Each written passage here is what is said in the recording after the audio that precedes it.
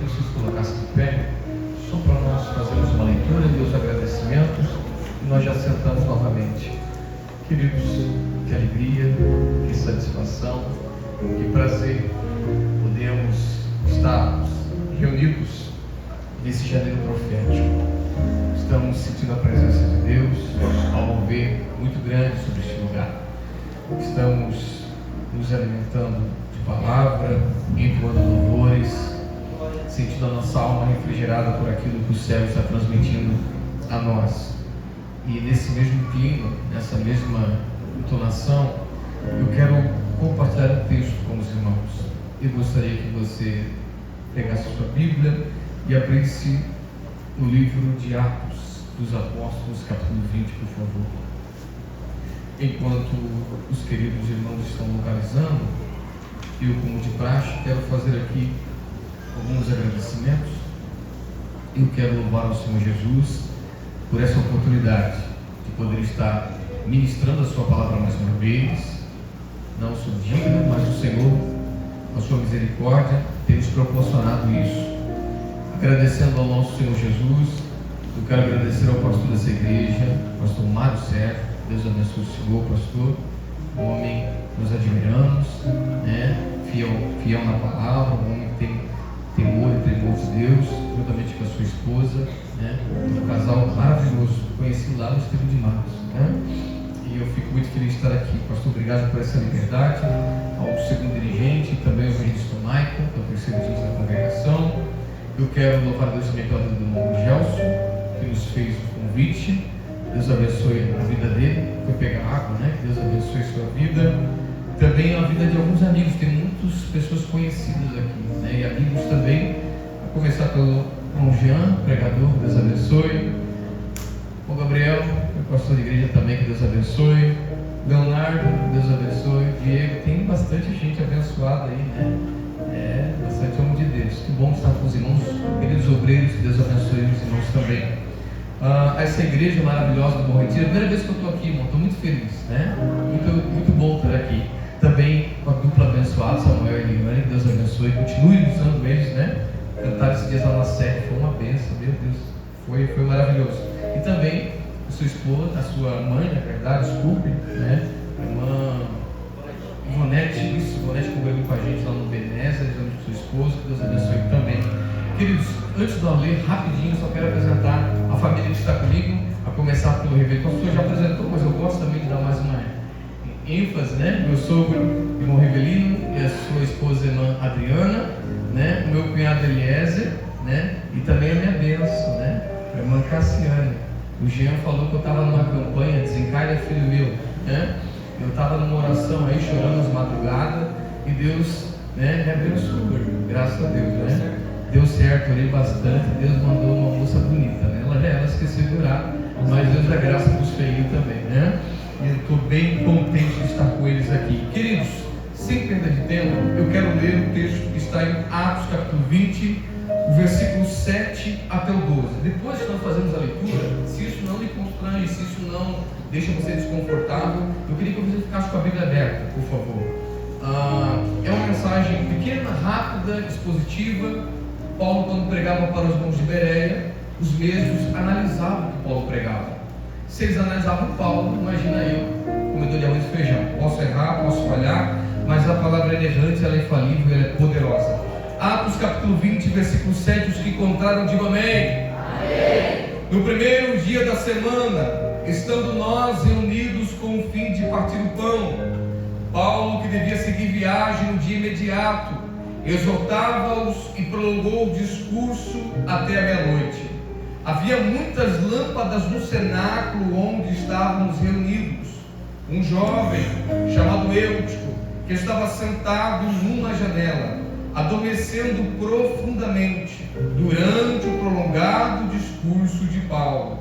Vencido pelo sono, caiu do terceiro andar abaixo e foi levantado morto. Descendo, porém, Paulo inclinou-se sobre ele e, abraçando-o, disse: não vos perturbeis, que a vida nele está. Subiu de novo, partiu o pão e comeu, e ainda lhes falou largamente até o romper da alva, e assim partiu. Então conduziram vivo o rapaz e sentiram-se grandemente confortados. Queridos, se isso não te constrange, eu prometo que é só agora, né? Eu sou esse pregador chato que prega toda hora para olhar para o lado, mas só agora, se você puder olhar para uma pessoa bonita que está aqui no culto, faça isso, como diz um pastor famoso aqui no Brasil, faça isso, porque uma pessoa bonita no culto agora, olhe para alguém bonito que está no culto agora, por favor. Isso, olhe para alguém bonito no culto, por favor. Só para nós descontrair um pouquinho. Se você tiver dificuldade aí embaixo, você pode olhar para a sua mão certa, tá? Mas se você encontrar uma pessoa bonita aí, diga para ele assim: ainda não, é o quarto da campanha, estamos animados. Diga: ainda tem alma. Se assente, por favor. Aleluia. Bom, queridos, é um janeiro profético e eu estava pensando o que pregar. E eu confesso que foi a palavra que estava queimando no coração desde o convite, foi indo, mas eu fico meio assim porque é um mocotó de Jeová, como diz o amigo meu lá do Nordeste, né? É um feijão com arroz, uma comida pesada, mas eu sei que a igreja de Monteiro, que é bem alimentada, suporta, né? E eu queria pensar algumas coisas dentro do tempo que está proposto. Quando nós olhamos para esse texto, irmãos, Atos capítulo 20, versículo 7 até o 12, é um texto bastante importante que nos remete a algumas verdades para a igreja. O texto diz que no primeiro dia da semana, o versículo 7, é um domingo. Mas esse domingo, alguns irmãos decidem se reunir para um culto. O culto não era uma igreja tão bonita com um bom retiro, com um bom ar-condicionado, com uma boa mídia, com bons instrumentos, mas eles decidem se reunir num cenáculo. Talvez, para quem não sabe o que é um cenáculo, era uma casa de 3 andares, mais ou menos. No primeiro andar ficava os animais ou a colheita daquele morador. No segundo andar era realizado ali onde morava, na verdade, aquela pessoa. E no terceiro andar era realizado os cultos daquela época, determinado lugar. É em Troade que os irmãos se reúnem para o culto. Mas o culto não é qualquer culto. O texto diz no versículo 7 que é o com fim de partir o pão. Então dá a entender que é um culto de Santa Ceia. Os irmãos são felizes, são alegres, é domingo, o culto é no terceiro andar e é Santa Ceia. Todos os cultos são maravilhosos, nós assembleanos amamos todos os cultos, mas você tem um culto que mexe com o nosso coração um pouco mais, é Santa Ceia, porque nos remete não apenas ao Calvário, mas acima de tudo também à volta de Jesus, porque todas as vezes que comer esse pão, beber esse cálice, anunciais a morte do Senhor até que Ele venha. Então Santa Ceia também remete ao arrebatamento da igreja. Esses irmãos são felizes, estão alegres, o culto é domingo, é Santa Ceia, é no terceiro andar, e foi convidado para esse culto um pregador. Eu queria alguns minutinhos para falar dele. Esse pregador que eles convidam para pregar era alguém que perseguiu muito crente, matou muito crente, um homem nervoso, um homem que dava seu voto contra os crentes. Mas agora Jesus pega em Atos 9, muda a história desse homem, e aquele que perseguia se torna perseguido pela fé que um dia perseguia. Esse homem é um homem espetacular, que está numa sinagoga em Antioquia, Atos capítulo 13, e o texto diz que os principais da sinagoga leem a Torá, leem os profetas, e diz: irmãos, tem alguém aqui essa manhã com uma palavra de exortação para o povo? Dizei. E o texto diz que esse homem se coloca de pé, lá no final levanta a mão, diz: eu tenho uma palavra. E a palavra que ele tem é uma palavra cristocêntrica, Cristo no centro da mensagem. Não é uma mensagem antropocêntrica, onde o homem é o centro, mas agora Cristo é o centro. Ele prega de uma forma tão poderosa, mas tão poderosa, que quando ele sai dali, alguns irmãos param ele na porta e dizem: pregador, como está a sua agenda para sábado que vem? Porque se não tiver compromisso, vem aqui de novo em Antioquia e prega essa mesma palavra. Prega Jesus para nós novamente. A sinagoga é de judeu, mas a palavra é de Cristo. A palavra é tão poderosa, mas tão poderosa, que o texto em Atos 13 diz que quase toda a cidade de Antioquia para para ouvir um homem falar de Jesus. A mensagem é tão poderosa, mas tão poderosa, que agora a conversão, alguns querem agora o cristianismo, mas o texto também diz que alguns invejosos em Antioquia, que não querem um pregador lá. Ele, muito educado, sai de Antioquia e desce para Icônio. Em Icônio não altera o rolo, então em Icônio não altera a mensagem. Em Icônio ele prega a mesma palavra, porque pregar Jesus não tem erro. Pregar uma mensagem cristocêntrica nunca haverá erro. Ele prega uma mensagem que confronta o povo, que mostra Jesus, ao ponto agora de milagres, conversões, mas também há invejosos em Icônio. Mas não só invejosos, mas também querem ferir o pregador. Pegam pedras na mão e diz: vamos matar ele, vamos jogar pedras neles. Mas agora o pregador, sabendo disso, sai de Icônio e desce uma outra cidade chamada Listra. Em Listra ele não altera o rolo. Em Listra é Cristo de novo, é mensagem cristocêntrica. Ele prega a palavra com uma autoridade muito grande a um homem que está enfermo, que não anda e passa a andar. Há milagres, há conversões, mas agora os invejosos de Antioquia se juntam com os de Icônio, se juntam com os de Listra, pegam pedras na mão e apedrejam o pregador. E o texto diz que ele é dado como morto. Ao ponto de agora esses homens pegarem o pregador, quem sabe até ensanguentado, machucado, dado como morto, arrastam para fora da cidade, sacode a poeira e diz: este paroleiro, este pregador não prega mais aqui, este homem não fala mais de Jesus aqui. Mas o contexto me dá o direito de dizer que esse homem com sangue no rosto, com perfuração no seu corpo, se levanta, olha para Barnabé e diz: Barnabé, não são as pedradas que vão nos impedir de pregar o evangelho, mas vamos para Derbe anunciar a Cristo também. Ele prega em Derbe, a mensagem é poderosa, a mensagem é cristocêntrica, há conversões, mas esse pregador não tem juízo. Esse pregador, ele não bate bem, parece.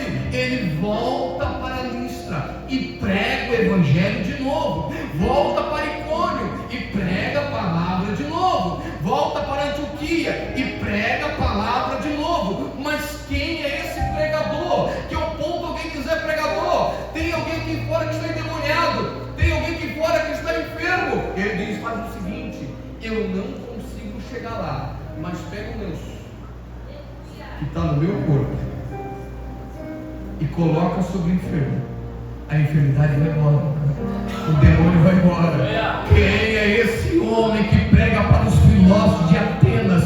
Quem é esse homem que os filhos de Sebas disseram o nome dele, que os demônios disseram: conheço Jesus e sei quem é ele? Quem é esse pregador? O pregador da noite é o apóstolo Paulo. Paulo vai pregar no terceiro andar de um cenáculo. Vamos chegar lá. Paulo vai pregar, só para nós entender a história. Paulo está pregando, e o texto diz que Paulo não prega 30 minutos, 40 minutos. O texto diz que Paulo prega a noite inteira e vai até o amanhecer. Quem sabe mais de 10, 11, 12 horas de mensagem. É muita palavra. E como que Paulo tem tanta mensagem? É que alguém que foi até o terceiro céu devia ter uma coisa para falar para a igreja. Esse era o pregador. Paulo está pregando. Agora eu quero que os irmãos entrem na história. Vamos chegar lá. Imagina você num culto no cenáculo, a igreja, a atmosfera maravilhosa, e Paulo pregando. É só Paulo pregando. Qualquer um de nós com um pouquinho de juízo teríamos 30 minutos de teologia com ele. Paulo está pregando, a mensagem é poderosa, a mensagem é maravilhosa, o coração se alegra, os irmãos estão felizes, mas o texto também diz que nesse mesmo lugar vai chegar o jovem. E eu vim pregar para jovem? Claro que não, mas para a igreja. O texto diz que um jovem tem nome, chamado Eutico. O texto diz que ele entra no lugar. Quem sabe ele ouviu falar, está tendo um janeiro profético lá. Entrou. De quem vai pregar? É Paulo, preciso ver se eu vou pregar. Ele vai, sobe as escadas. O texto diz que a pai ou a mãe, não sei quem levou ele, mas ele foi. E quando ele chega no lugar do culto, ele sobe as escadas. E o texto diz que ele não se assenta junto à mesa, mas na janela. Veja bem, O contexto aqui é que as mesas eram baixas, compridas, não haviam cadeiras, então tinha espaço para todo mundo. Mas esse rapaz entende que na janela ele consegue ter uma visão do que acontece no culto, mas também uma visão do que se passa lá fora. Eu está preocupado no que acontece nesse ambiente de culto, mas também preocupado no que acontece lá fora. Eu quer se arrepiar, quer sentir algumas coisinhas, mas também não quer esquecer do que está lá fora. E o recado para nós nessa noite é que tudo que nós precisamos não está lá fora, está aqui dentro, porque aqui tem palavra, tem louvor, tem graça, tem revestimento, tem perdão, aqui e nunca lá fora. Mas os pés estavam na igreja, mas o coração nunca esteve no culto. Irmão, depois melhora. Os pés estavam na igreja, mas o coração nunca esteve no culto. Tem gente que vem para a igreja, mas nunca veio para o culto. Tem gente que vem para cá, bate o ponto no domingo, está igual a pastor, cheguei não. Quem vem para o culto vem para adorar, vem para glorificar, vem para... Ele está dentro, olhando para fora, mas os detalhes são interessantes.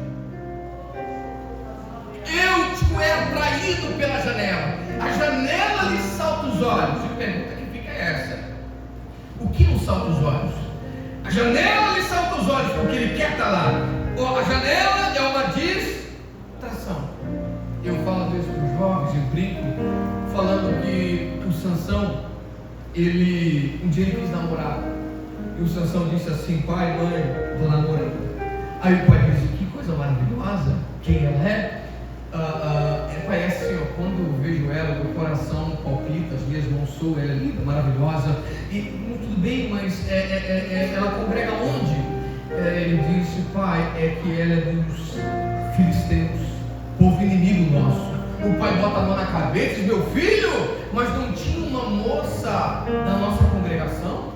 Não tinha uma moça aqui do Bom Retiro para você casar? Ele vai dizer: pai, é que essa me enche os olhos. Enche os olhos, mas não tem comunhão com Deus. Enche os olhos, mas não tem palavra de Deus no coração. Enche os olhos, mas não tem nada do céu. E eu sempre falo isso, que a beleza sempre está com as irmãs, mas os irmãos têm um problema. Eu sei a beleza, mas irmã, quem sabe, você jovem, você irmã, pode ser que ele seja feinho, como diz o gaúcho, meio esgualepado, mas se ele for cheio do Espírito Santo, é o que interessa, porque a distração te leva ao declínio espiritual. O Eutico está olhando para a janela ao ponto de isso levar a ser distraído. Mas o versículo 9 diz que ele não só senta, ele também adormeceu profundamente. Aqui a gente começa a desenrolar algumas coisas.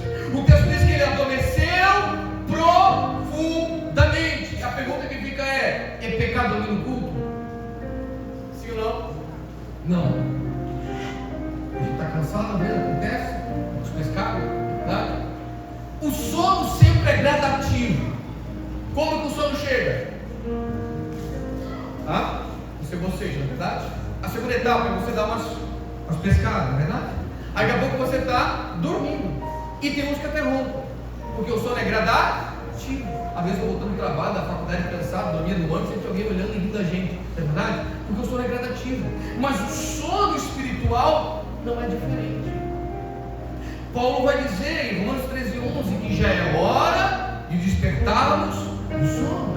Efésios 5:14 diz: desperta, tu que dormes, levanta dos mortos e Cristo iluminará. A palavra despertar aqui significa movimentar o que está parado ou acender a chama novamente. Nós estamos assembleiros pentecostais. Acender a chama novamente. Lá em casa, eu falo isso aqui às vezes, lá em casa a gente faz, hoje foi domingo, e a gente faz um negocinho lá em casa, compra uma carne, um carvão, um álcool, e aí a gente vai assar uma carne. Aí coloca o carvão, coloca a grelha, coloca a carne, aí você acende ali a fogueira, a brasa, aí vê aquele fogo pegando, e você, é hoje que eu vou assar aquela picanha, né? Você falou lá, eu vou assar, né? Fica faceiro, animado. Aí quando você vira as costas, o fogo se apaga. Mas não pode, eu acabei de colocar álcool. Aí você vai lá e coloca mais um pouco de álcool já. Aí o fogo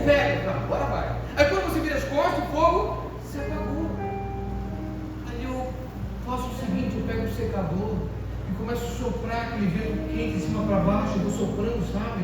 E daqui a pouco vira fogo para lá, fogo para cá, fogo para lá, fogo para cá, e quando eu vejo é fogo para tudo quanto é lado da churrasqueira. E Deus falou comigo de uma forma muito simples, Tiago. Infelizmente na igreja brasileira tem muito carvãozinho que é ruim, ele até pega um pouquinho, mas já esfria, já murcha.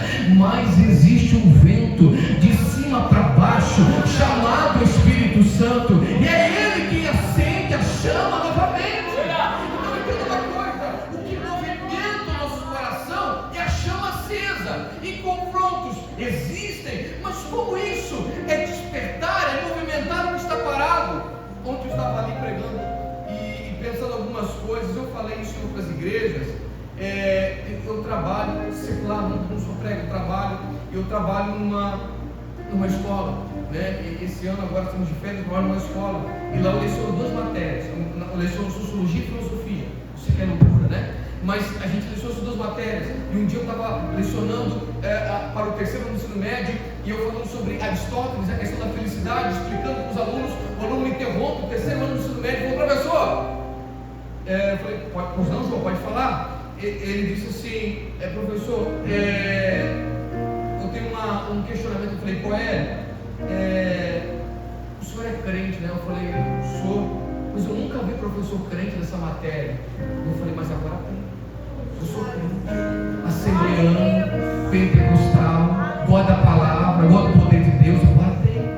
A escola foi um meio de despertar tão grande na minha vida, que um dia eu cheguei na diretora e falei: diretora, que a senhora vai fazer uma palestra aqui na escola? Ela disse: palestra do quê? Eu falei sobre depressão, ansiedade, crise do pânico. Vamos fazer, ela disse: bora. Tem alguém palestrando? Eu falei: tem. Quem é? É um amigo meu, palestrante bom, já palestra em vários lugares, mas era um pastor. Eu não podia falar para ela, então não liberava. Eu falei para o pastor: pastor, tem uma missão para o senhor. Nós vamos fazer uma palestra lá na escola, auditório lotado, mas o senhor, pelo amor de Deus, o senhor vigia, porque se o senhor errar, vai mandar para a cadeia, ouvidoria, processo, dá uma vigiada. Ele falou: não, deixa comigo, Tiago, fica tranquilo. Irmão, chegamos na escola, o auditório lotado. Eu falando sobre despertamento, lotado. E aí o palestrante começou a dar palestra, tudo bem, maravilhoso. Eu falei: meu Deus, tudo certo. Aí de repente ele botou uma cena de um filme, o filme do Mel Gibson, Sua Paixão de Cristo. E quando eu olhava na cena do filme, aquela cena triste, Jesus sendo crucificado, maltratado, e de repente eu olhei vários alunos chorando, a secretária chorando, até eu estava chorando também. O negócio tomou conta do auditório. E aí o pastor parou de palestrar e começou a pregar. Ele começou a falar: meus irmãos. Eu falei: agora lascou tudo. Vamos para a cadeia, processo de política. E ele pregou. Porque Deus foi pregando. Eu falei: meu Deus. E ele pregando. E o povo chorando, ele pregando. Alguém tocou no meu ombro e falou: Tiago, a diretora quer falar contigo no gabinete. Cheguei no gabinete, a diretora me esperando, louco para dar uma exortada em mim.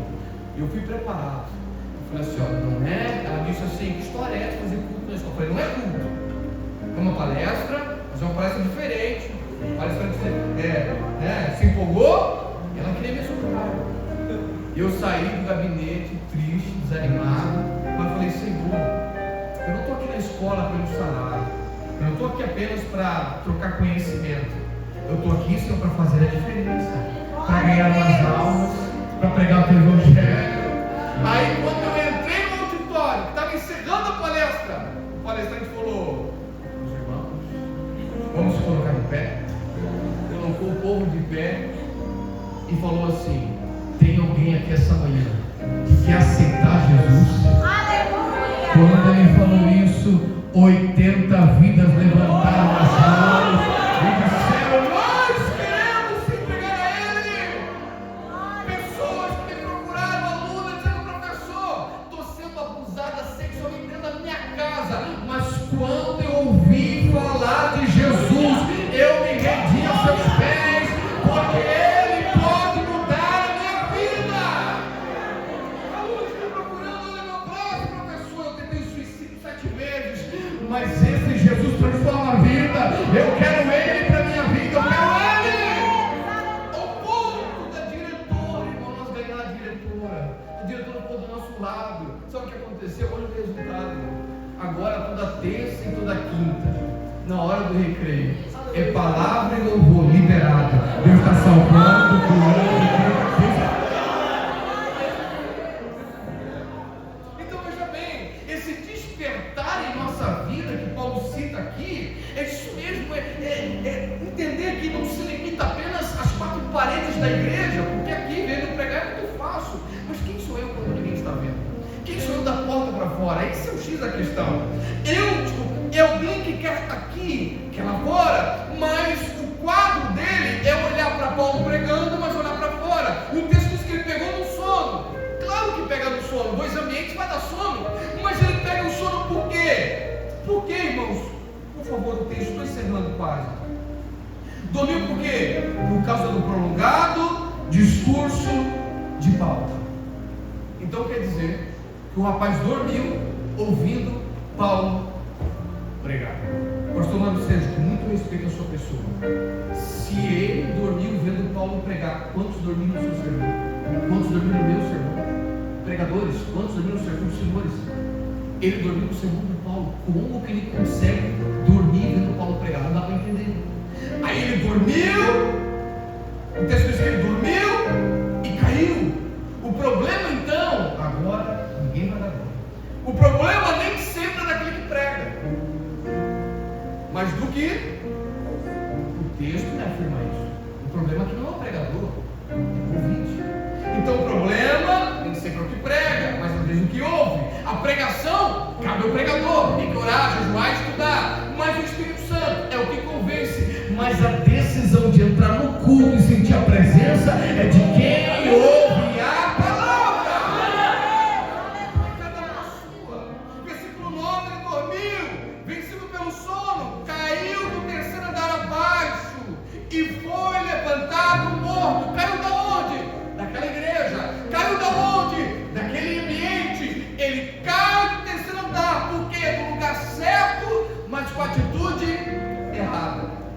Do que adianta eu estar aonde Jesus está e não notar a sua presença? Do que adianta um maravilhoso desse, um jardim profético maravilhoso e não sentir nada, irmão, e não sentir nada, não, você tem que vir aqui, tem que queimar uma adoração, você tem que levantar as suas mãos e glorificar a Ele. O versículo 10, para a gente ficar mais crente, o versículo 10, quando lê do 10 ao 12, eu aceitei de Jesus 3 vezes lendo esses versículos. Olha o que o texto diz. Aí o médico está lá, na janela, ele está assim, irmão, cambaleando, porque perdeu o sentido. Aí cai para dentro ou cai para fora? Cai para dentro ou cai para fora? Cai para o culto ou cai para fora? Quem está no culto está dizendo, vem para a mesa, tem espaço. Quem está lá fora vai desviar, vai parar de cantar, vai parar de pregar, vai cair. O texto diz que o rapaz está cambaleando, ao que parece, e o texto diz que ele cai, mas não para dentro, porque cair para dentro do culto é posicionamento, ele cai para fora, e o texto diz que caiu e foi levantado morto. O rapaz morreu. Aí agora, versículo 10. Olha o que Paulo faz. Não, para não ficar mais crente. Paulo é o pregador. Paulo é o grande pregador. O que Paulo faz? Olha o que o texto diz. Descendo, porém. Pastor, com licença. Paulo está pregando. O Paulo faz o seguinte: alguém caiu. Paulo, alguém caiu. Só um minutinho, gente, eu já continuo o sermão. Paulo desce, se inclina, dá um texto, e três coisas: desceu, se inclinou e abraçou. Paulo, por que você desce? Porque alguém caiu. Paulo, por que você desce? Porque o meu irmão está caindo. Paulo, por que você desce? Porque mais importante que a minha mensagem é uma vida que está caída. Paulo, por que você desce? Porque eu não posso continuar pregando, estando na igreja, vendo meu irmão caído. Paulo desce e sai da sua posição para abraçar quem está caído no chão. Lembra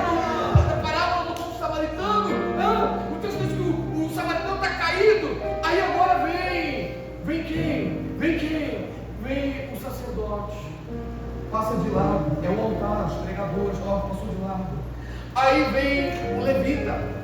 Se o chefe não para, também não para.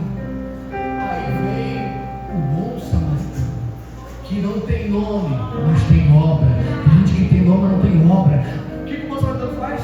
Desceu, olhou, ouviu os batimentos cardíacos, colocou azeite, colocou vinho, olhou para ele, colocou na cavalgadura, levou para ser tratado, diz: quando eu voltar, eu pagarei o restante. O que ele faz? Eu não pergunto o passado, cuido do presente e projeto o futuro desse homem. O que o evangelho faz com a gente hoje é descer. Paulo desce.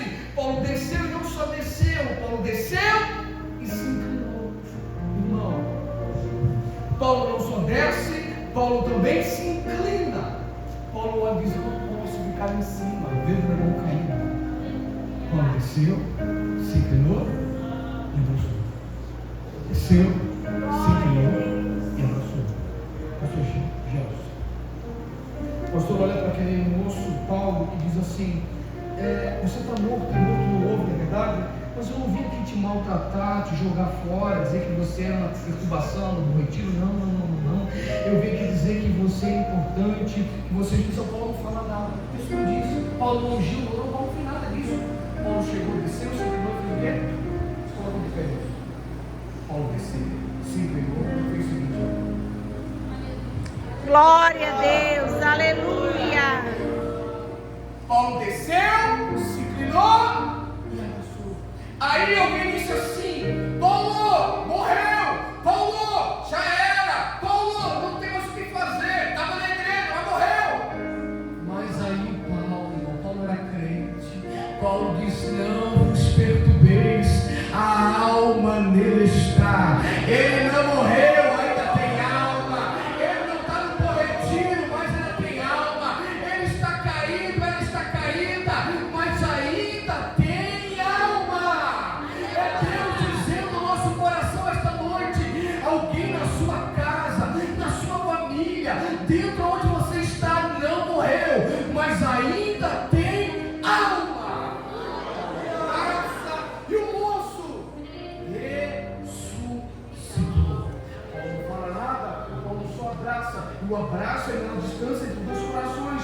Paulo abraçou, o moço ressuscitou, Paulo pega ele, nós vamos lá. E Paulo sobe as escadas da misericórdia e leva ele de novo para onde? Vamos para a igreja, Paulo, vamos para o culto agora. Paulo sobe com ele no culto e adora o Senhor. E prega mais um pouco, e anuncia mais um pouco. E o que o Eutico faz? O Paulo vai dar bênção apostólica, vamos encerrar o culto. O Paulo falou: não, o Eutico não, a mensagem está boa, não para, continua ministrando, a mensagem é poderosa. Sabe o que Deus falou no meu coração, irmãos? Ao nosso coração, que a gente faz tanta promessa em 2025, mas a maior promessa que você pode fazer essa noite é descer as escadas da misericórdia. Você descer e abraçar quem está caído. Tem muita gente boa que estava no Bom Retiro e não está mais. Tem muita gente boa que caiu e foi embora.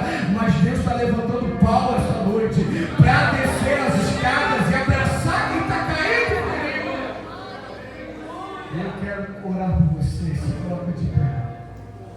Obrigado. Eu quero orar por você.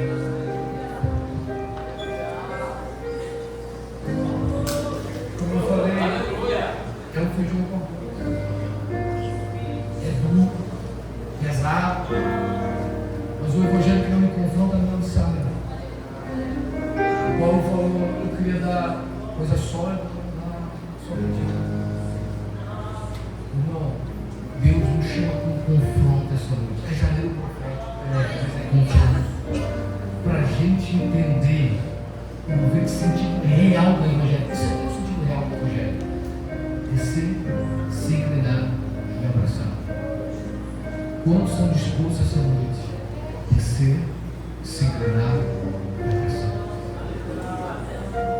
Quem sabe você está meio paradinho, está meio para lá, meio para cá, mas a noite virou um propósito. É não dizer: não, eu vou ser mais crente esse ano. Não, esse ano eu vou sair daqui, vou pegar meu telefone e vou mandar uma mensagem. Se não ouvir, não atender, não ver minha mensagem, eu vou até ele, eu vou até ela. Deus quer te usar, irmão. Deus quer te usar. Não pense só em você. Pensa nessas almas. Pensa em quem precisa de um abraço seu. Pensa em quem pode ressuscitar pelo teu abraço. É um confronto a nós. E eu quero orar. Pastor, eu quero orar.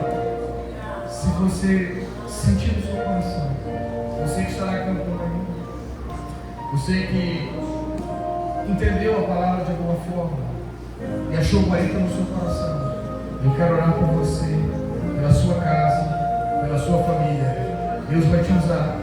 Deus vai levantar você para abraçar quem precisa ser abraçado. Se você precisa de uma oração, eu quero que você saia do seu lugar agora e venha até aqui à frente. Eu quero orar pela tua vida. Saia agora em nome de Jesus. Eu quero orar por você, cada você que precisa de uma oração especial. Você, sua família, você que está na campanha, eu quero orar por você. Você que precisa de uma resposta do céu, eu quero orar por você. Eu te espero rapidinho.